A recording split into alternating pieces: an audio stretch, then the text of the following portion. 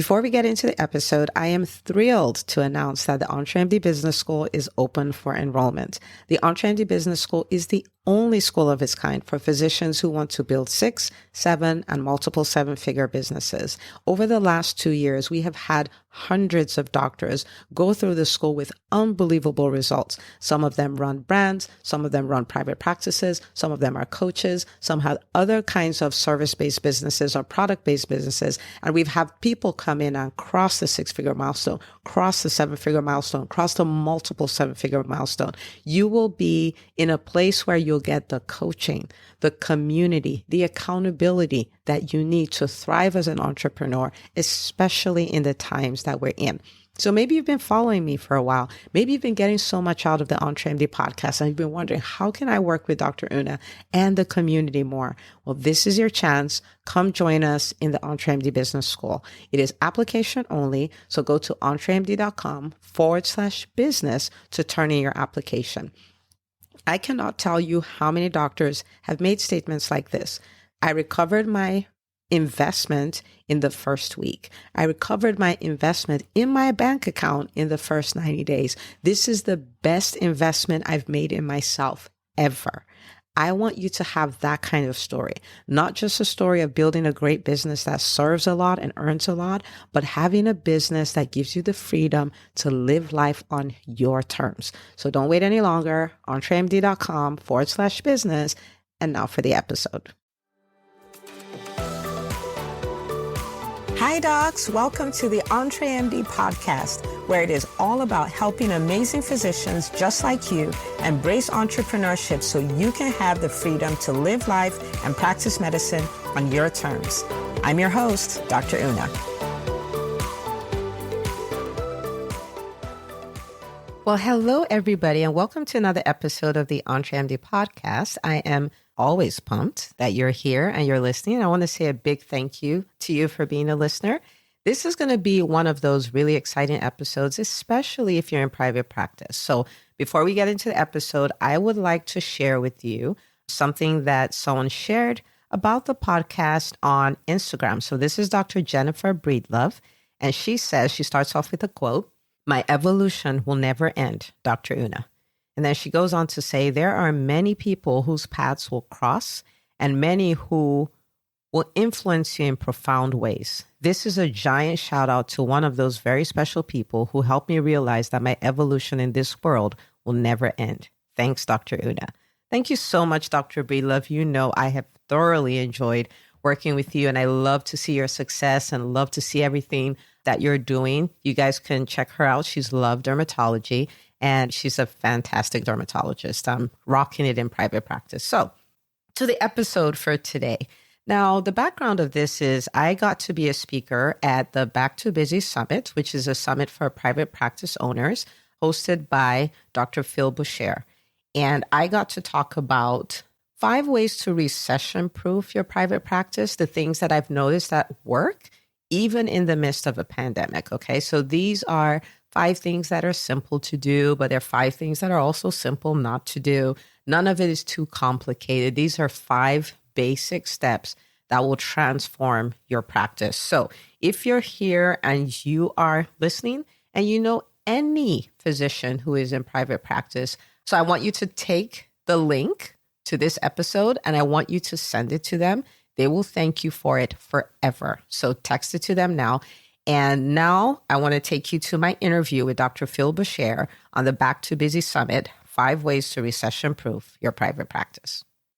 I started off like most physicians, my track was, finish residency, get a great job and just work your great job and live a great life. Sure. That was it.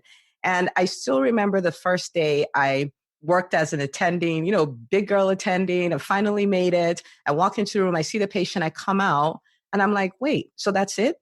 So I'm just going to do this, this same thing I just did till I retire? I was like, oh my God, there's something wrong. You don't have to present to anybody. You just present in your head. And yeah. I was like, there's something wrong. I've always been chasing something. And then, right. A series of things happened. I started my own practice and I had the philosophy of hang the shingle and they will come. Oh my word. That was the worst ever because I hung the shingle and they did not come. right? Mm. I People to didn't, just start randomly calling you and no, scheduling no, well visits. no, that. And so it dawned on me that I was a great clinician and I was a good doctor, but I knew nothing about business, like nada. And on top of that, I was an introverted introvert. So I didn't want to talk to people. I didn't want to promote myself. I didn't want to do any of that. So it was just a recipe for disaster. So I had to come to that point where I embraced entrepreneurship. I'm like, you have a doctor hat. It's a really pretty hat. Now you're going to need a business owner hat, an entrepreneur hat. And I embraced that and started learning the skills. And then I had an aha moment like, wait a minute, this is a skill like any other skill. I mean, as doctors, we do spinal taps, we do heart transplants, knee replacements, all kinds of stuff. Business skills are easier, but they're skills. You have to learn them.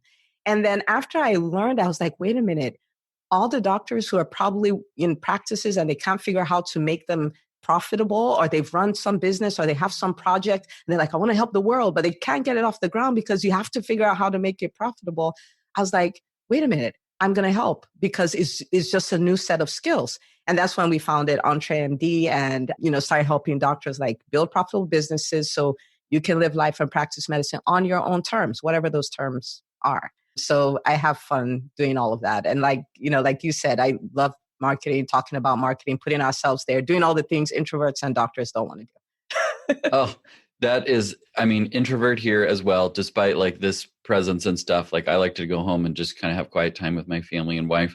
So I totally get that too. And I definitely get the place where you came from of, that's it. Like, how can I do more and help and keep developing my skills? Because my clinical skills are pretty good and I can maintain those, but I want to like take things to a different level and help in a different way. And I love marketing because I feel like that is something that we never covered in undergrad because who took business classes? We never covered in medical school because who had, time or interest. And most people that you learn from in medical school are academics and they don't need marketing. They just, Correct. Their shingle is hung by a huge organization that takes care of it and has the market share. And in residency, you had no time. And again, most people that taught you in residency were academics as well. And so there's this huge knowledge gap of, hey, you just went into private practice and you have to figure out how to market yourself. Yep. And it feels icky to market yourself or the idea of marketing yourself because that's not what you do. People show up and they need your services and you provide them. But how do you get those people that are out there in the community into your practice? Because then you're able to serve them and use those skills that you have honed and trained and schooled and gone into debt for years and years. How do you actually put those to use? Well, it's by serving patients. Well, how do you serve patients? You have to have patients. So what was it like for typical physicians trying to do marketing before coronavirus? And then after we discuss that, let's talk about how things are going to change and what that should look like for a physician during COVID, post-COVID. Well, so I think for most practices, there wasn't really marketing happening for most practices. So what a crisis does is a crisis exposes weaknesses, right? So maybe you weren't saving. It wasn't obvious till COVID hit. Maybe you didn't have an emergency fund. It wasn't obvious till COVID hit. Now, maybe you weren't marketing, right? And you kind of got away with it because people kind of sort of came. But then COVID happened and all the phones went on lockdown. Everybody went into hiding, right? And not in a bad way. We're supposed to do social distancing and everything fell apart. And then people are saying things like, the phones aren't ringing. I'm like, yeah, the phones, your staff are supposed to be on the phone. It doesn't mean that it's supposed to ring. Like if it's not ringing, you call them. So it was very passive. Like we receive patients, right? But COVID and post-COVID, we're going to have to go get the patients, right? And sometimes people think, once this is over, then everything will go back to normal. I don't think anything is ever going back to normal. People are too sensitized. Like, what mom is going to sit with her newborn in a full waiting room? I think that's done, right? That's totally done. What immunocompromised person is going to sit in that is so done. And people are going to say, how long can I go without seeing my doctor? Because I don't want to go into a doctor's office. And remember, we're like, yeah, it's getting warmer, then COVID is going to go away. But guess what happens after it gets warmer? We get back into flu season. And what are the symptoms of flu? Fever and cough. What are the symptoms of COVID? Fever and cough. So we're going to need marketing like never before. And it's going to need to be active. We're not going to get away with sitting and waiting for stuff to happen. We're going to need to go on the offense and decide these are how many patients I want to see this is the number of patients I want to see every day. And this is what I'm going to do to make it happen. So we can't just go like, well, what's going to happen? Let's see what happens. Let's see if the patients want to come. Old Navy doesn't do that. They send you emails every day, right? Right. I was thinking about, we have here in Nebraska, we have Omaha Steaks, and like nobody just thinks I'm going to call Omaha Steaks because I could use some ribeye next Thursday. You get phone calls, and that's the only, and most of them, most people don't answer, but enough people answer that they're able to stay in business because enough people answer and they're like, yeah, sure, I'll take some ribeye for next Thursday. Otherwise, you just go to the grocery store or you don't eat steak. Like there's other options out there. So if you're not actively reminding patients that they need to come in, if you're not actively telling them why they need to come in, they're just going to stay at home, like you said, or they're not going to want to wait in the waiting room. Nope. I think we could repurpose our waiting room, honestly, because that's real estate that we're never going to utilize again, because patients have gotten used to waiting in their car and getting a text message, come into room 29, and they all like that. And it's just, like you said, exposed cracks, exposed things that we were doing that now we can no longer count on people being happy with doing that. Yep. The other thing to consider is another area we hadn't thought about that much. When I graduated residency 12 years ago, okay? And when I graduated, after hours clinics were not really a thing, right? Urgent care was not really a thing. Telemedicine was not really a thing. Nurse practitioners didn't have independent practice. So all these changes have made the market share so much smaller. There's so many more players that you have to compete. You do not have a choice. I never thought CVS, Walmart would be my competition. I don't know about you. When I was graduating, that thought never occurred to me, but they are, and they offer convenience. You may go like, but that's terrible medicine and all that. Patients don't know that. The person who markets the best gets the market share. So as a great doctor who believes that you believe you have the best care, it is your job to let your patients know, I have the best care, come to me. And that is called marketing. Oh, amen. Because unless you're a neurosurgeon who has, trauma patients that come in and don't care who can fix their broken egg, or you're an ICU doctor who, like, the patients aren't really, checking your Yelp reviews to see how good you are at endotracheal intubation. If people are getting to choose who they go to, then you have to show up, or they'll just go to whoever is the lowest barrier, which might be Walmart or CVS. Yep. And like you said, they don't care, nor are they able to assess what good medicine looks like. Good medicine looks like fast, and it looks like my expectations were met, which often are, I got an antibiotic, I got a steroid, I got a breathing treatment because that's what I thought I needed, and there was very little resistance to that. And also, I got some bananas because I was at Walmart. You have to convince people why it's worth coming to your practice, and also why it's worth waiting, because I don't want to maintain the hours in my practice that Walmart does, or the urgent care. Like, I don't want to be seeing coughs and colds at 8 p.m. at night. Right. And so I have to convince my patients why it's worth waiting and not just going to those easier options. So what should the physician who says, okay, I haven't been doing marketing because the patients were just flowing in, all of a sudden the stream has dried up and I realized, okay, I got to start marketing. I got to make sure that people know about me and know why it's of value to come see me and not the guy down the street or the guy at Walmart. What should that physician that's in that place right now, where should they start? Well, so how about we do something simple? So nothing too tech that'll make you go, oh my gosh, but something you can start working on right away. Now, the concept is a marketing stew. Okay. So think about a sauce. It's not made of one thing. So you have the tomatoes, maybe you have some garlic in it, maybe you have some salt and all of that. But all of that put together just makes something that tastes really nice. Okay. So I'm going to give you I'll give you 5 of my best ideas, things you can start applying now, that if you use them consistently on a schedule, not here and there, it's a recipe. You use it on a schedule, it would make your practice so much better. And none of them will be rocket science. Like you go like seriously? Yeah, it'll be that simple. Right. But if it's done, and I can preface that with this, a lot of the docs that I'm working with, their volumes are at 80 to 85% of normal.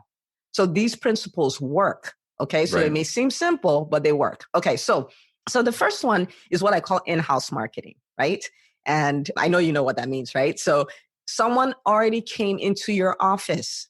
That is a potential visit. So they get the visit today, and it's a potential appointment for 3 months out, 1 year out, whatever.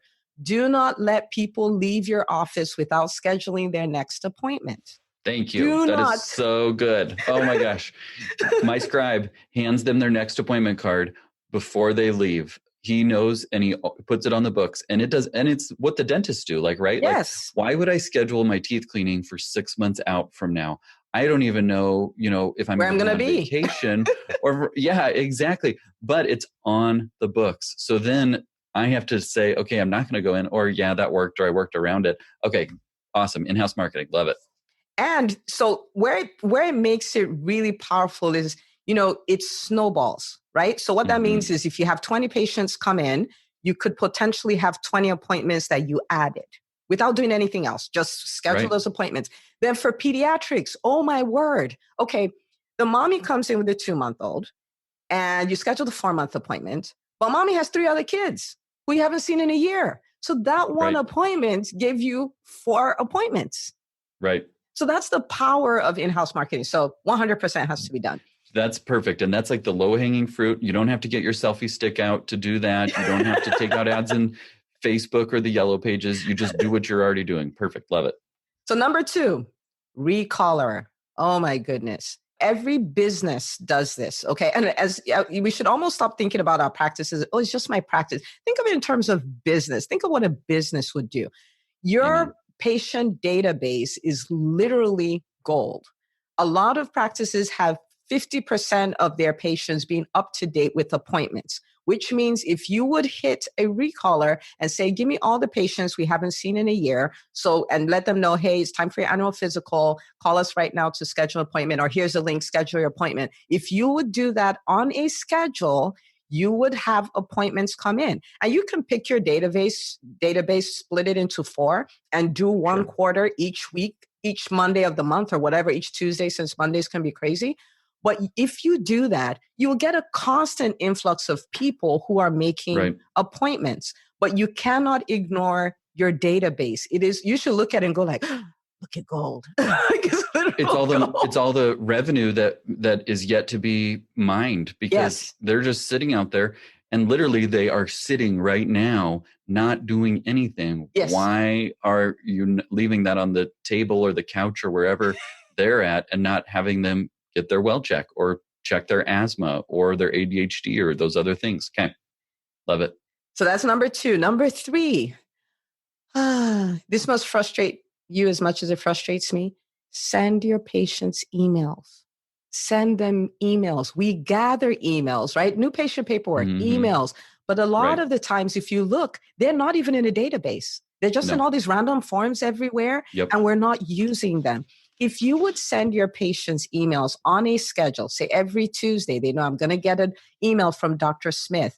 And, something that's, hey, this is what I'm doing in the office. This is what made the office. This is how we're working to make this office, safer for you. This is what appointments will look like. So I want you to, call the office if you need us. And if your child is overdue, or if you're overdue, come on in, we'll take care of you, blah, blah, blah.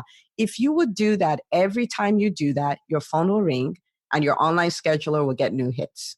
It's very simple. It's easy to do. It's easy not to do. But your email list is liquid gold. In the business world, we celebrate, right? We celebrate email lists. Like, how big is your list? How often are you hitting your list? Stuff like that. But we have lists, but we don't use them.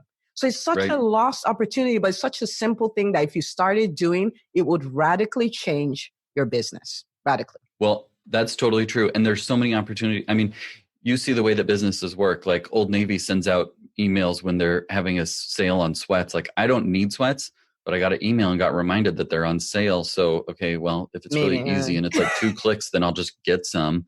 And you have to do that every so often so that people are reminded, because they forget or they don't open that one. But if you email them for 6 weeks about the upcoming sweat sale, well, maybe one of those times they'll click through and buy some sweats. Same exact principle for you. Okay, perfect. And I love so far that all of these strategies require no selfie stick.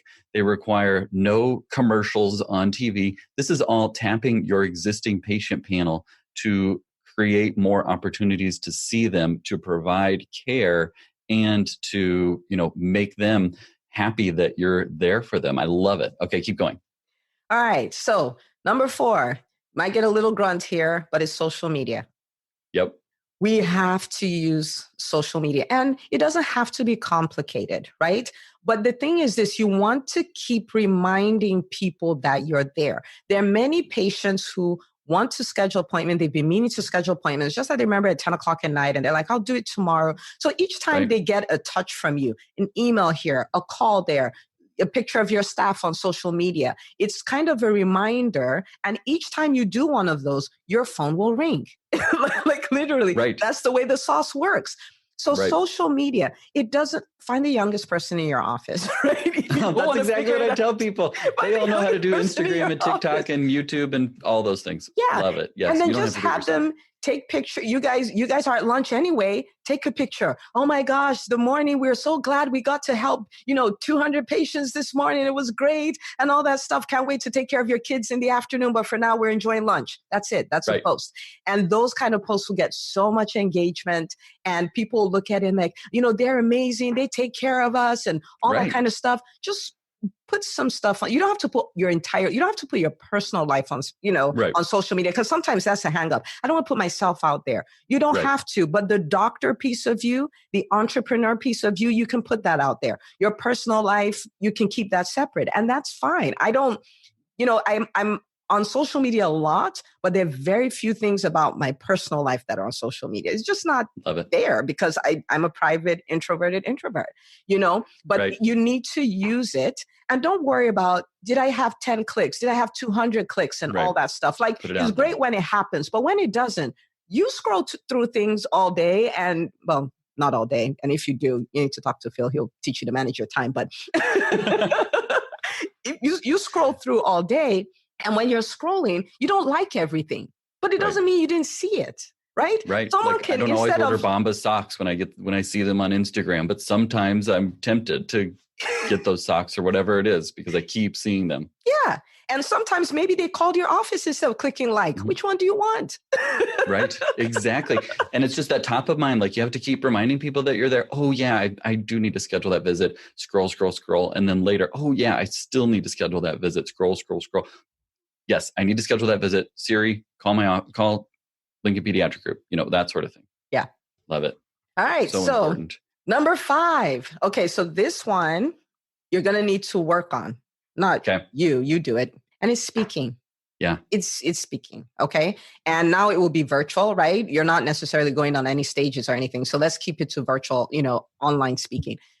You have to embrace speaking. All right. So in this context, it would be maybe videos that you put on YouTube or social media and all of that, because people want to experience your brand before they commit to your brand. People want to go like, wow, yeah, he's cool. She's cool. She'll make a nice doctor. And listen, if your competition is doing it, the people will look at their videos and look at your lack of presence and go like, these other guys are cool. So I have a client who, I worked her through, starting her YouTube channel and all of those things. And this is what she started saying, that people would go like, oh my gosh, you guys are everywhere. I'm changing from my pediatrician to your practice. She didn't go to solicit somebody else's patients, but they're like, she's everywhere. We've heard her talk about potty training. We've heard her talk about this and all that stuff. She's amazing, right? And then for your patients, when COVID started, I must have done a gazillion videos. Like, this is what is going on. This is what social distancing means. This is what the stay-at-home order means. I cannot tell you how many times patients will come to the office. Thank you so much for keeping us updated on what was going on. It's been so stressful. It's been this, it's been that. Because you can use it. I mean, one video, you can repurpose it 1 million ways. You can use it for your email, use it for your social media, use it for YouTube, whatever. And they're like so grateful. And every time I would do a video, the phone will ring. Every time I do a video, the phone will ring. Think about the objections people now have to come into the doctor's office. Will I have to stay in a waiting room? How long will the appointment take? What are the staff doing to protect us? And all that stuff. If you're not answering those questions, they are staying at home. Right. Oh, that's they're just staying at home. what you just said. Mm-hmm. So you have to. And those are quick videos. Those are 60-second or less videos that you can just post right to Instagram. Hey, everyone. I know that a lot of parents out there are worried. They're wondering, if I come to the office, am I going to get exposed to COVID? Yep. Well, here's what we're doing at ABC Pediatrics to keep you safe. You're going to wait in the car. You're going to get a text message. You're going to be escorted right from the front door to the room so that things are safe. Boom. Something like that. Yep. And it's all done. And you might go, well, I don't know how to do video. I don't know how to do this. I don't know. Okay. So we talk all the time. We're doctors, right? If we had 20 patients, that was 20 conversations. It excludes the conversations with the staff, with grandma who called on the phone, who was, it excludes all of that. So, and people are not looking for perfection. All right. So you want me to tell you how I started doing videos? You'll love this story. Please. Okay. All right. So I knew 2 years before I started doing video that you should be doing video. And I was like my face on the World Wide Web, that's not happening. Right. Like I'm not doing that. And then one day I was watching a video by this lady. She coaches entrepreneurs. Okay. And she has like 60,000 followers on Instagram. And there are like 200 people or so live on that video. So she's recording the video. The lighting is horrible. The sound is horrible. Like, you get all this background sound. And then in the middle of what she was talking about, her son probably runs behind the camera because she's like, hey, what are you doing? Are you supposed to be doing your homework? What? Right. Yeah. Oh, okay. And then she continues talking to her audience. And I was like, there you are waiting for perfection. This lady has an awful video and she has 200 people watching it and she has 60,000 followers and she's getting new clients because of what she's doing. Keep waiting for perfection. So that's when I got my big mantra of progress over perfection. Forget it. Now, am I saying go do an awful video? No. What I'm saying is be excellent. Excellent means doing the best with what you have at the time. So do the best you can do now and then keep making it better. But stop going for perfection. Perfection works as a clinician. It is awful as a business person. Oh, amen. Awful. I can tell you when I first started doing videos, I had a teleprompter that was attached to my camera and I just read from the script. And I spent forever making these well-polished scripts and I just read them and it took hours and hours. Oh, wow. And over time, through practice, it's gotten this easy where I literally walked into my office 2 minutes before we were going to start recording. My mic was already on. I turned my camera on. I sat down, put my AirPod in, and I hit start. And we're talking now. And you can get to that. Like I didn't have those skills before. Yeah. And it sounds like you didn't have those skills before, but it just took repetition and practice and not expecting perfection in order to get to that place. And in the meantime, while you're doing it, it will work for your business. Right. That's the beautiful thing. So shortly after that awful video that I did, my first video, because the end of the story was this. After I saw that, I was like, enough of this nonsense. I turned off her video. I pulled out a chair, sat there, called my daughter, who was 8 at the time. I was like, hold this phone, hit the red button, recorded my first video, posted it to Facebook, right? So at this point, there's no going back. And I'm like, there, I did my worst video. It can only get better from here. That's a great way to look at it too. Here's the worst video that I'm going to do, which I know which video is my worst that I can tell you. It was one that I filmed in my kitchen. It took like an hour to film a 2-minute spot on how to introduce peanut butter. And I did it about 20 takes and it took forever and it's still on YouTube.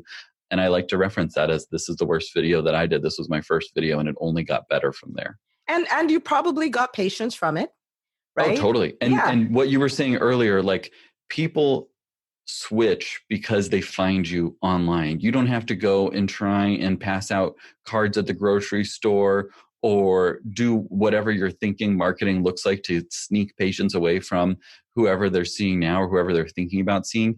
They will just flock to you because you're absolutely right. They've either seen your name 10 times before they made the phone call because you're online and showing up where they are, or they were like, well, I'm looking for a doctor so-and-so, and I'm going to Google it. I'm going to look on Facebook or ask my Facebook friends or look on Instagram or wherever.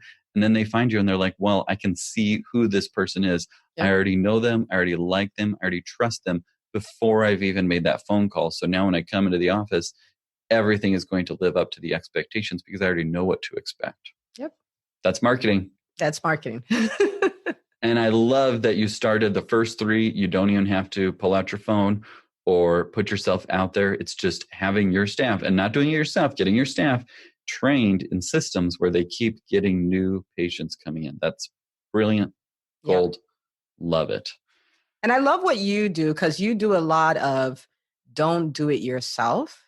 And really, that's something that as physicians, we have to learn because we do stuff ourselves, you know. Right. But as a business person, your job is to continually make yourself less and less relevant, right? Which means things are working without you being there, you know. Right. So the in-house marketing, your job is to facilitate that, to coach your staff to become excellent at that, where it becomes a new behavior. Is not for you to do it. Right? The recaller, please don't do it. The email, please. No. I mean, don't do it. If you're like, it won't be my voice, dictate something and give them to frame it and send it out, but don't do it. Don't do it. That is so important too. Figure out how those systems work and then teach the people that can do it for you, that have more time than you, that aren't as well trained, that don't have the hourly rate that you have, that don't have the responsibilities that you have on top of all that, to do it on your behalf, and then give them guidance, nudges in the positive. Hey, that was a great video. Hey, I'm not really sure what you were meaning to say here, but I think that we should rephrase this as that. And then the more that you can do that, the less that you have to do. You can train your staff to come in and say, hey, Dr. Una, somebody on the Facebook page asked about how to introduce peanut butter. I'm going to hit record. You just tell them how to introduce peanut butter. Love then all you do is just like your staff are coming in and reminding you to do it. And you can say, hey, I need you to remind me every Tuesday to record a video. So I want you to come into my office with your phone out and tell me what I'm going to talk about and hit record, and then I'm going to do it. And it's almost like a surprise. And that would be really cool to like surprise Dr. Una. Here's the question that I wasn't prepared for. Okay. And like, that's what people want to see. They want to see the real you. They don't want to see a very polished, like perfect background. Like I have water bottles all over the place. People love seeing what you're actually like. This has been so good. And I mean, it does feel like, you know, you and I have a very similar outlook on marketing and why it's important. And COVID, as you said, has just illuminated those cracks where people need to step up and do more. And this is a very awesome system to do more without having to reinvent the playbook or get a whole marketing team behind you to get started. All right, everybody. So that was my interview with Dr. Phil Boucher. I'm sure you got a lot of nuggets out of it and you're excited and like, oh my gosh, let me go take this by storm. These are 5 simple things that will really dramatically change your practice. Our practice has done very well in spite of the pandemic. We actually have numbers that are better than the numbers from last year. And these are the things that we use. These are the same 5 things that we use. So go implement them. And I cannot wait to hear your success story. Okay. So go do it. Be sure to share this episode with a friend who's in private practice. Share it on your social media platforms. Write a review. And I will see you on the very next episode of the EntreMD Podcast. If you love this podcast, please take a moment to subscribe, share, and review it on iTunes. As you go about your week, remember, you're not just an MD, you're an EntreMD. Don't forget to tune in next week for another great episode. Until next time.